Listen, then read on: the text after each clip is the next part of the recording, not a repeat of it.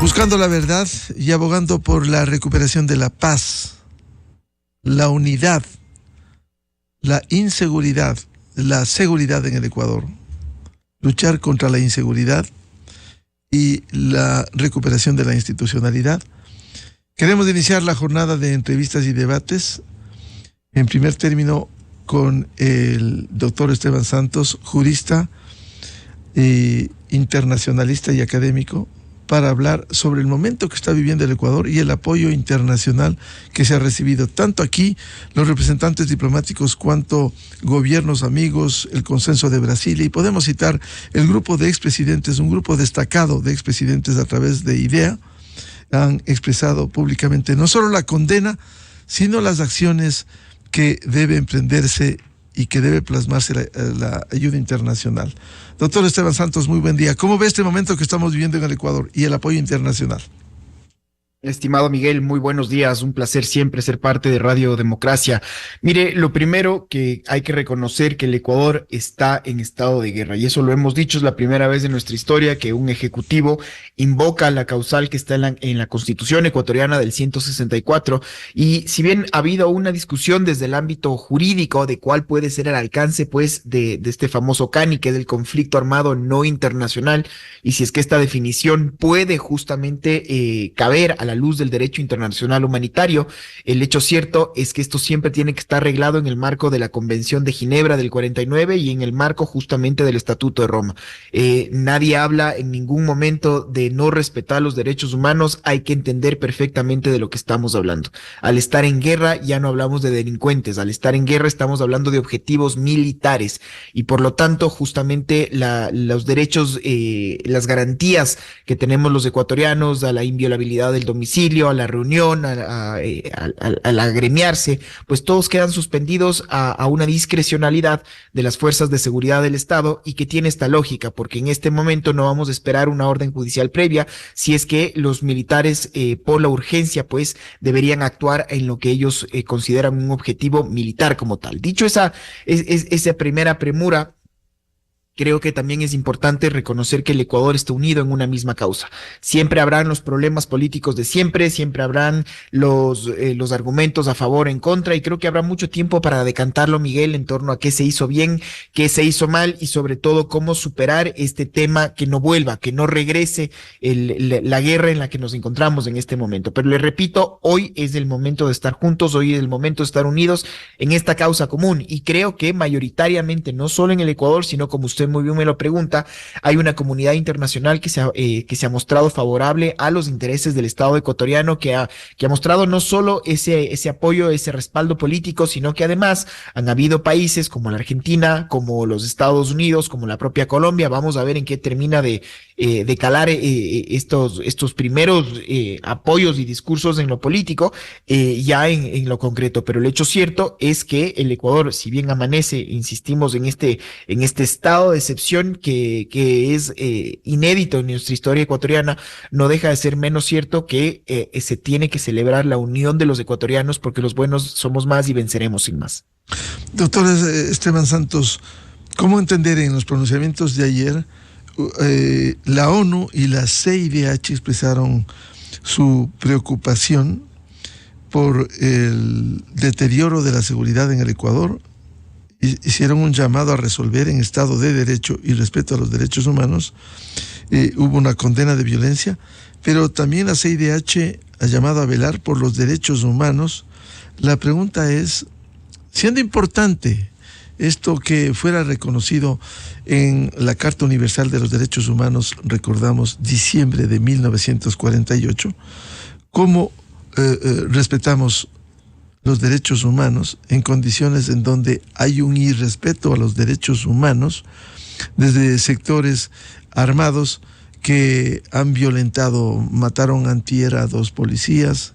Es decir, aquí tiene que actuarse partiendo de la premisa del respeto al derecho internacional humanitario y a los derechos humanos, cierto es, pero también hay que ser rigurosos respecto del análisis para que aquí organizaciones no gubernamentales muy respetables de los derechos humanos ya han comenzado a invocar que cuidado la actuación del Estado frente a sectores que están identificados como sectores del terrorismo.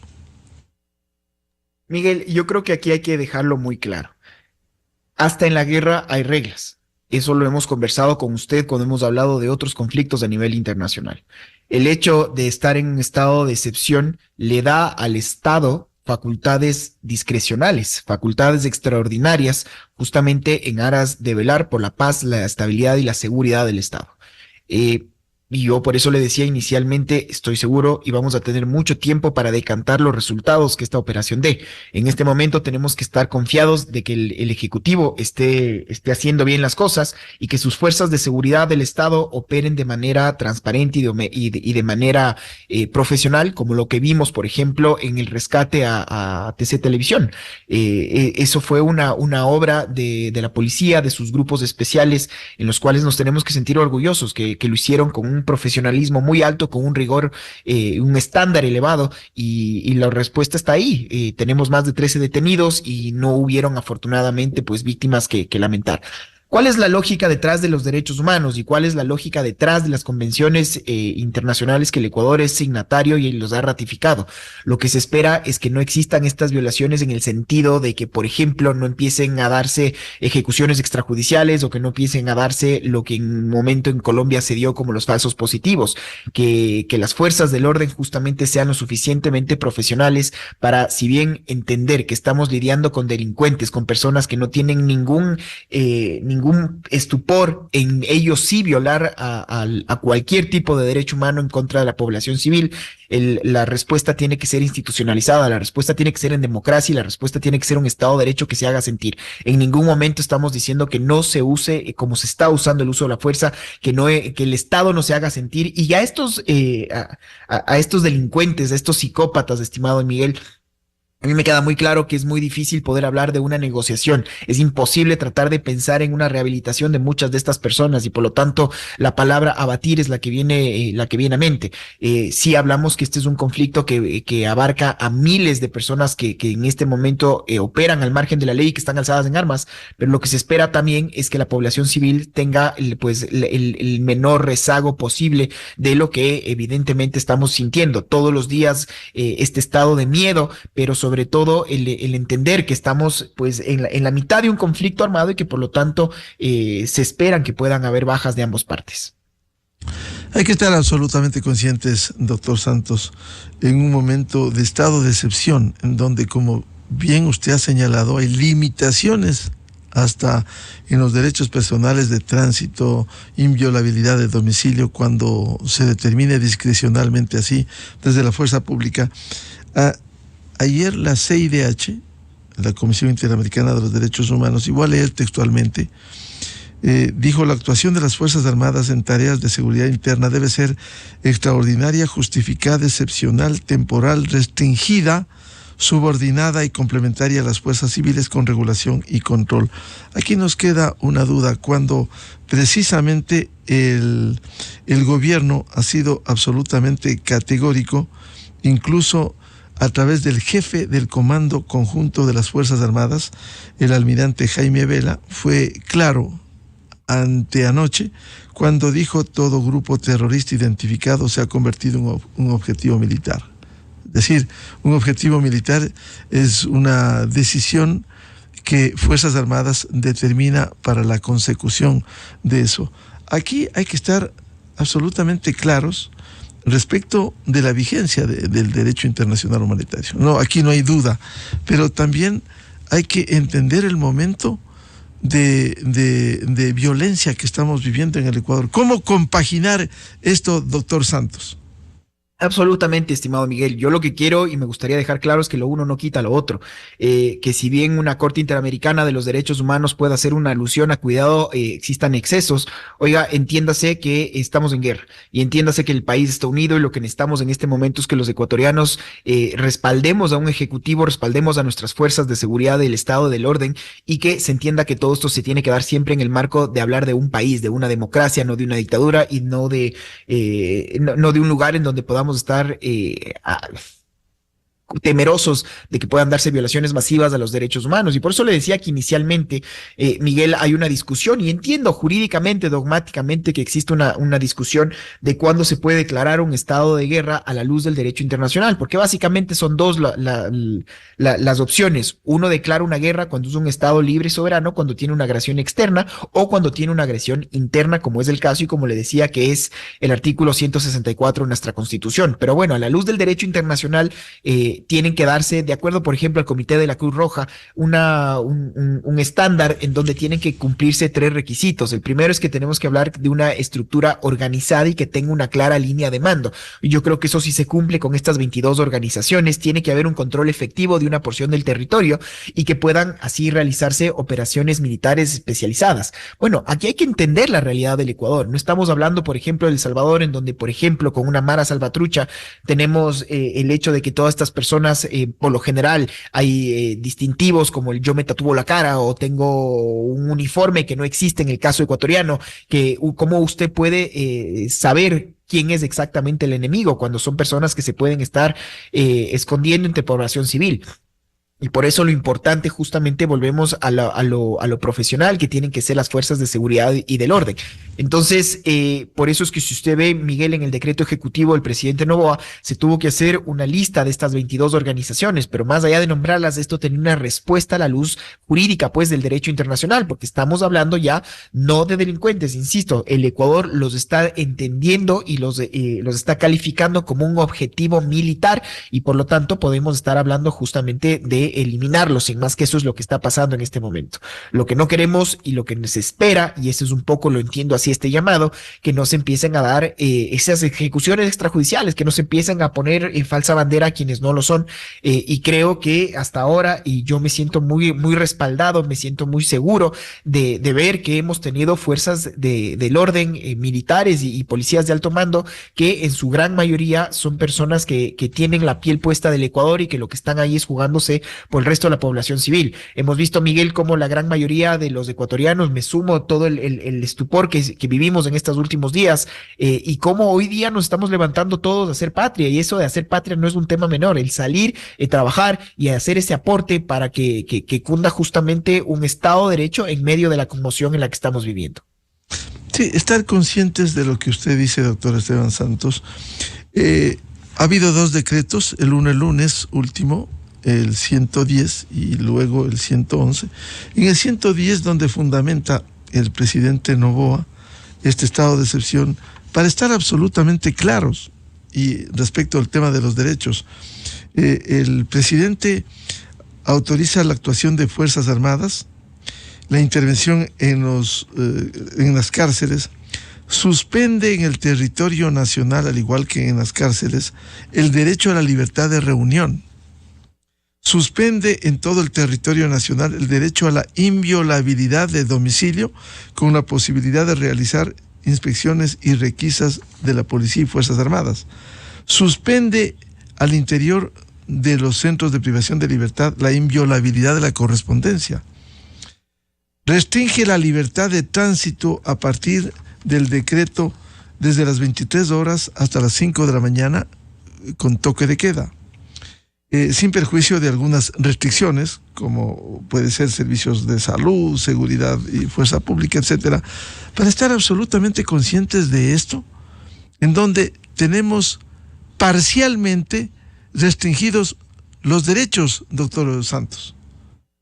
Sí, fíjese, Miguel, que mientras usted y yo estamos conversando esta mañana, todavía existen en nuestro país 142 policías, guardias penitenciarios que todavía se encuentran secuestrados por parte de estas bandas criminales.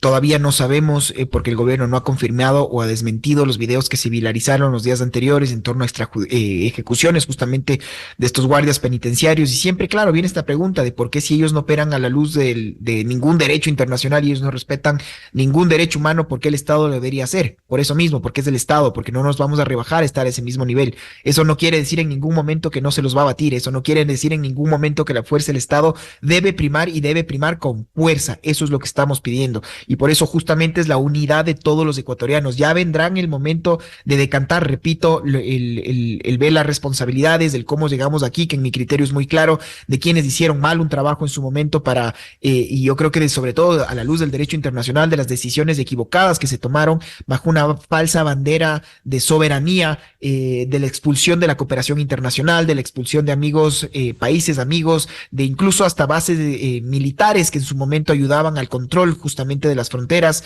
y que mire usted la respuesta de lo que estamos viviendo el día de hoy, que hay un crimen transnacional que es la cuarta industria que más dinero mueve en el planeta, Miguel. Y claro, noticia, esto ha permeado en todos los estamentos del Estado. Tenemos policías, militares, jueces, abogados, fiscales que se han visto corrompidos por este dinero mal habido. Y eso es lo que está mostrando la fiscal a través de este caso, que para mí está muy bien nombrado Metástasis. Y fíjese usted cómo pese a la fuerza del Estado de los buenos, tenemos todavía un Colón Pico que a las 48 horas se fugó, que el líder número uno de los choneros, el señor alias Fito, todavía no sabemos su paradero y ni siquiera sabemos cuándo efectivamente escapó. Hay muchas cosas por mejorar, hay muchas cosas hay que hacer una buena purga al interior del Estado, justamente de estas personas que están corrompidas, pues, y aún así el Estado de Derecho está prevaleciendo, y yo lo que espero es que se entienda esta lógica. Ya habrá, le repito, el momento de decantar todo la situación para poder entender cómo llegamos al día de hoy. Hoy, sin embargo, Miguel, hay que reconocer a la luz del derecho internacional. Yo creo que el Ecuador, el Estado ecuatoriano lo está respetando, y la mayoría de los ecuatorianos agradecemos por aquello. A propósito de lo que usted señala, doctor Santos, los retenidos en las cárceles, que ya van algunos días, el caso de Turi, por ejemplo, ¿cómo debiera procederse si aquí no hay respeto del trabajo que realizan precisamente, en este caso el Estado ecuatoriano? ¿Cómo debiera procederse con el rescate de los guías retenidos en algunos centros penitenciarios, partiendo de la cárcel de Turi del Austro ecuatoriano? Mire, fíjese, y esto es algo para mí extremadamente lamentable, que no podamos todavía tener el control de decir que el Estado tiene en este momento todo el control de sus fronteras, o el control justamente del uso monopólico de la fuerza. No es verdad. Y esta es una gran parte de la respuesta de por qué estos decretos ejecutivos tienen jurídicamente ese valor. Yo no puedo entender cómo todavía, luego de tantos años, más de 30 estados de excepción entre los últimos gobiernos de turno, todavía no logramos poder, bueno, a ver, lo entiendo, fíjese usted el poder que tienen estos grupos que operan al margen de la ley, que todavía las fuerzas de seguridad del Estado no pueden tener ese control. Es deleznable ver cómo a este señor Colón Pico se le manda a una cárcel en principio muy pequeña, mucho más alejada, en Riobamba, para tener un mejor control de esta persona, y sin embargo fueron solo 48 horas para que el señor ya fugue, fueron 24 horas para que el señor ya con un celular en mano empiece a también mandar sus propios videos y sus propias declaraciones. Eso es inaceptable, y por supuesto que tiene que haber una purga muy seria de cómo esto se llegó a dar, porque evidentemente esto es en contubernio con autoridades que ayudaron para que esto se pueda dar. Lo propio pasa en la si me permite, partiendo de la jueza, doctor, sí, el abogado pide que le manden a Riobamba, y la jueza en Quito le dice, por favor, continúe, sabiendo que esa cárcel no es de alta seguridad, sabiendo que ahí están sectores vinculados a este jefe de esta banda. Claro, y Miguel, uno empieza a ver no solo este caso, ¿no? Cómo empiezan a la luz del caso Metástasis a verse los chats de cómo este juez Curipayo, que lo hablábamos con usted, de repente aparece que el señor ha recibido $250,000 del crimen organizado, el señor Norero, para liberarle al señor Glass, y de cómo esto ha podido permear a todos los estamentos del Estado, y cómo estos habeas corpus empiezan a estar a la orden del día, y siempre son estas jurisdicciones muy alejadas, en provincias costeras. Empieza Santo Domingo, empieza el manglar alto a dar jueces que no tienen en lo absoluto jurisdicción o competencia, pero que son los que empiezan a dar estas órdenes que puedan cambiar pues el momento en el que vivimos. Y creo que en otro momento, Miguel, yo le diría, sería una aberración jurídica histórica que un presidente empiece a decir: el solo hecho de que usted, juez, juzgue de esta forma va a hacer que yo lo reconozca a usted como un delincuente. Ahora hay que entender, a la luz, como usted muy bien lo señala, Miguel, que existen malos juristas, existen malos jueces jueces que están ahí permeados por el narcotráfico, y los ecuatorianos evidentemente tenemos que estar muy atentos a este tipo de decisiones. Por lo tanto, en un estado de guerra, que un ejecutivo pueda señalar a los malos efectivos de la purga que se está dando al interior del Consejo de la Judicatura, por ejemplo, creo que es algo que se tiene que terminar de darse. Yo celebro mucho que existan políticos, que existan personas que todavía valgan la pena aquí en el país y que estén revisando justamente estos malos actuares de estos funcionarios que siguen todavía algunos en funciones y en un poder del Estado que ha dejado mucho por desear. Como le digo, ya habrá un momento de decir, oiga, sirve para algo tener un consejo de la Judicatura o el Consejo de Participación Ciudadana, pero bueno, en este momento están aquí estos organismos del Estado y veamos quiénes están detrás y veamos cuál es la idoneidad de estas personas a la luz de la crisis de seguridad y del estado de guerra que estamos viviendo en este momento.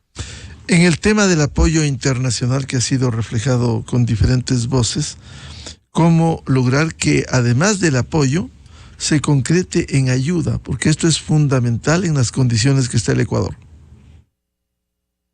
Miguel, aquí hay un tema también muy delicado, ¿no? El presidente Noboa ha estado hablando no de extradición, por ejemplo, él ha estado hablando de la expulsión de extranjeros. Se habla que, en palabras del presidente, ¿no?, que alrededor del 90% de la población extranjera carcelaria son de nacionalidad colombiana, venezolana y peruana. Entonces se dijo inicialmente, vamos a tener la conversación directa con el gobierno colombiano para que todos estos presos ecuatorianos que se encuentren, pues, de nacionalidad colombiana, que se encuentren aquí en el Ecuador, puedan ser llevados a ese país. Y yo vi la respuesta del ministro de Justicia de Colombia, del señor Néstor Osuna, que inicialmente lo dijo también una realidad. Colombia en este momento, la cárcel de Pasto, por ejemplo, no tiene 1.500 plazas si es que el día de mañana fueran expulsados los ecuatorianos, los colombianos, perdón. Lo que se espera es una cooperación, una coordinación, siempre lo digo así. Si el crimen transnacional opera de manera transnacional, coordinada, no puede ser que los estados no lo hagan de esa misma forma. Entonces, es una potestad discrecional de cualquier estado el poder expulsar a un extranjero de su territorio. Pero ¿qué es lo que se espera? Que estamos hablando de criminales, delincuentes que están pagando una pena y que por lo tanto no sea solo lo expulso y usted, Colombia, verá qué hace con estas personas o dónde los pone o si los deja o no en libertad. Se espera una coordinación y por eso yo hago esta alusión a las figuras jurídicas, ¿no? Se ha hablado de extradición, que es un proceso jurídico que tiene pues toda una complejidad, sino simple de una expulsión inmediata.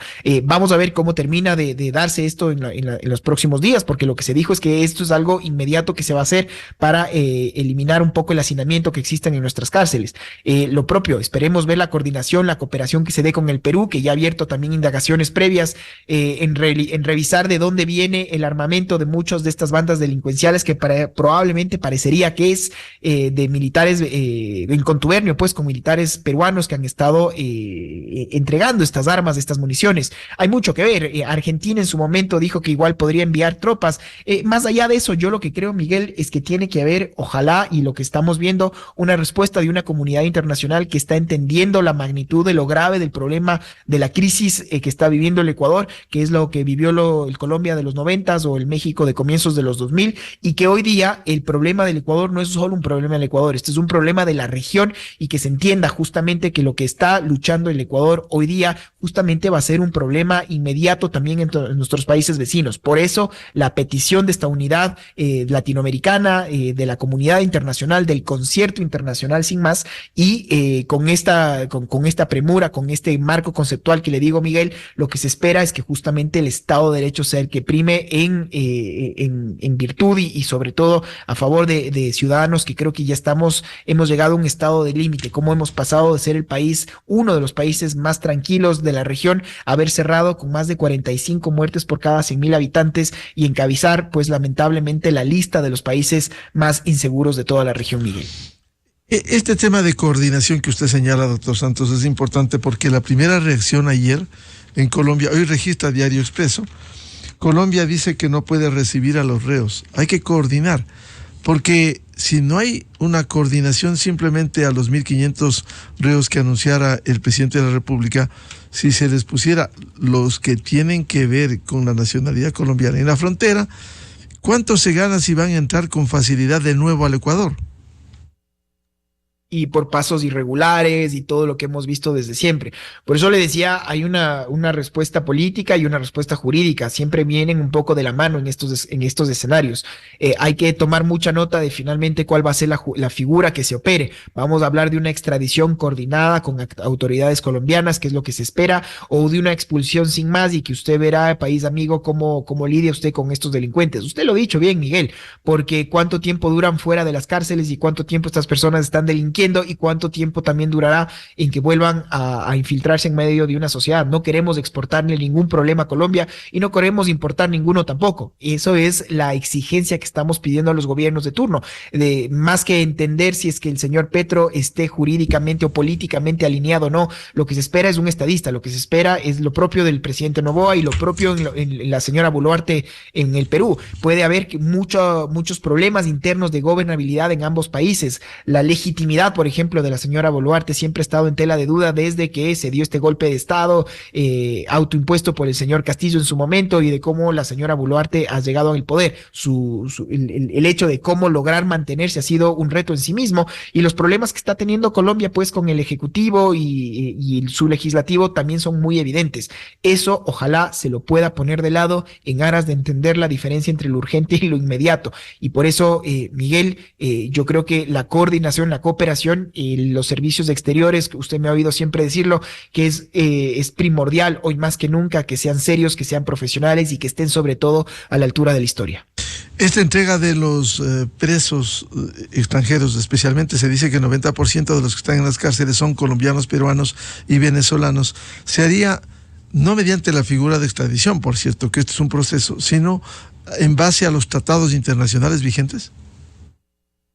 Sí, claro, sí, claro. Y fíjese usted lo difícil, por ejemplo, porque hemos hablado de Colombia y Perú, pero qué difícil coordinar la extradición de venezolanos en este momento con un régimen como el de Maduro, cuando no existe un Estado de Derecho formalmente, y lo digo a la luz del derecho internacional. El Ecuador tiene muchísimos problemas en este momento, pero hablamos de una democracia, hablamos de instituciones. En Venezuela en este momento es una dictadura que rige lo que digan estas personas que siguen enquistadas en el poder. ¿Cómo coordino yo con estos diablos? ¿Cómo coordino con personas que claramente son quienes han dado abasto y cobijo a grupos que operan al margen de la ley, como por ejemplo las disidencias de la FARC, que claramente tienen un cobijo hoy día en la Venezuela del señor Maduro? Pues con ellos hay que coordinar entonces esta extradición de venezolanos, y si se da solo una expulsión, entonces ¿qué va a pasar? ¿Quiénes lo van a recibir y cómo vamos a saber y estar seguros de que estas personas ingresen nuevamente a una cárcel y que no salgan pues a las calles otra vez o mágicamente expurgada su pena, o lo que sabemos, que vuelvan otra vez a generar caos, el pánico, y que vuelvan a seguir operando a ese margen de la ley? Entonces el tema es muy difícil, el tema es muy delicado,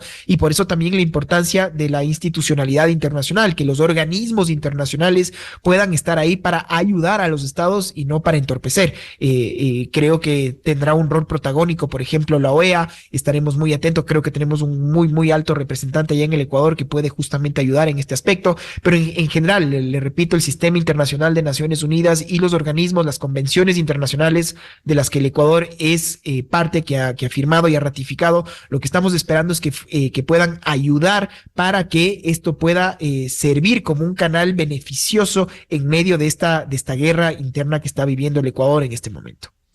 Precisamente el ministro de Justicia colombiano, Néstor Osuna, adelantó frente a este anuncio oficial del Ecuador que estarán en aprietos de entregarse a los presos colombianos en nuestras cárceles, porque él decía que no hay cupo, no hay espacio en la población carcelaria, que ya supera los 100.000 reos, según el ministro Néstor Osuna.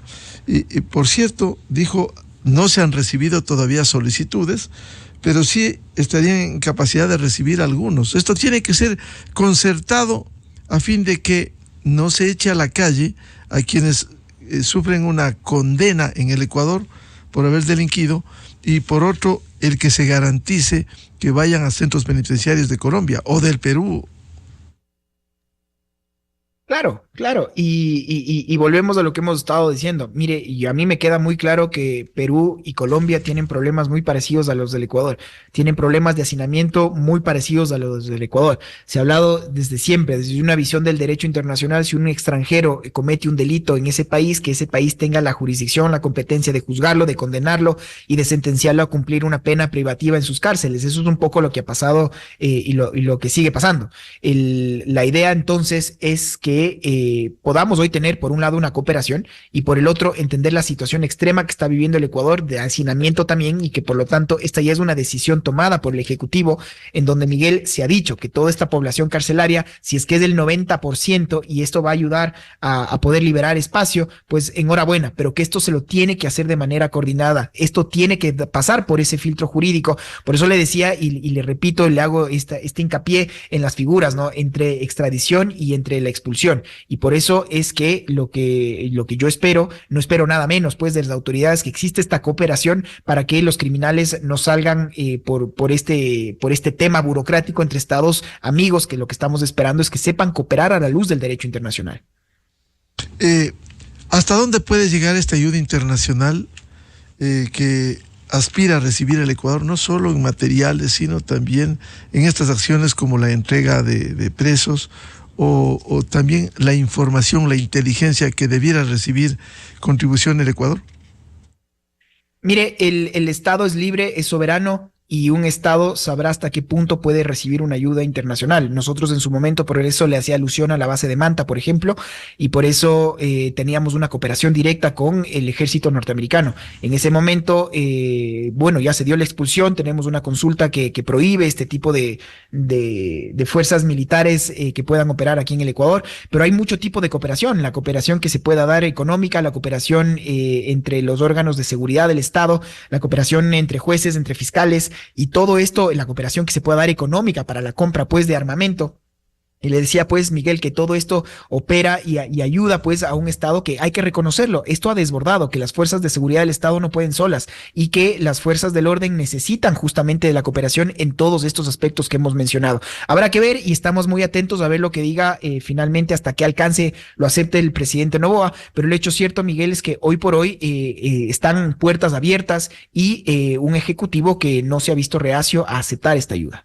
Claro, lo que usted recuerda a la base de Manta es un hecho histórico. Cuando hubo el convenio del 99 al 2009, aquí contribuyeron sustancialmente en el combate al narcotráfico. Penosamente se acabó el convenio y no solo contentos con la terminación del convenio, aquí se celebró la terminación de ese convenio, sectores identificados con la administración de ese momento, e incluso en la Constitución de Montecristi del 2008 se puso en el artículo 5 que no se permitirá el establecimiento de bases militares extranjeras ni de instalaciones extranjeras con propósitos militares en territorio ecuatoriano. Es decir, estamos pagando esos errores a pretexto de soberanía en el Ecuador. Correcto, a pretexto de una malentendida principio de soberanía, que yo lo veo así, Miguel, porque el Ecuador en ningún momento dejó de ser lo suficiente libre, lo suficientemente soberano para tener el uso y el control exclusivo de sus fronteras, pero hay que ser lo suficiente humildes también para reconocer que el crimen transnacional le explotó en la cara al país y que son personas que tienen capacidad adquisitiva bélica muy superior a nuestras fuerzas del orden, y entonces, ¿por qué no aceptar la ayuda de ejércitos amigos? Siempre bajo el control y el mando del Ecuador, y eso es algo que, bueno, ya está hecho. En su momento se lo dio, y ahí fíjese usted la respuesta.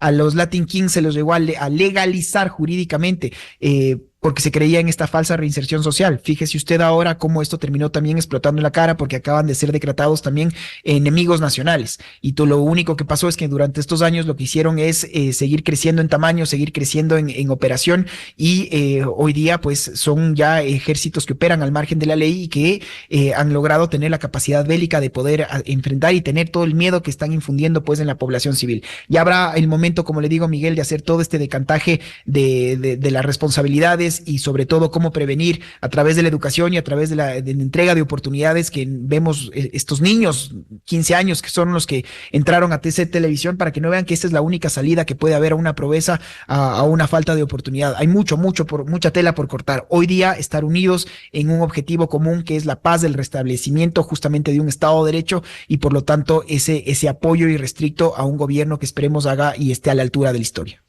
Bien, al doctor Esteban Santos, jurista internacionalista y académico. Muchas gracias por atender a la revista de Opinión Democracia en un tema de interés como la ayuda internacional.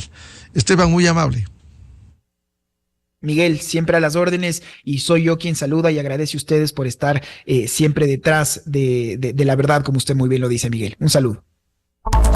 Enseguida, en la revista de Opinión Democracia. 7:18 en el territorio continental ecuatoriano. Vamos a una pausa publicitaria y ya volvemos buscando la verdad, abogando por la unidad alrededor de la consecución de la paz en el Ecuador.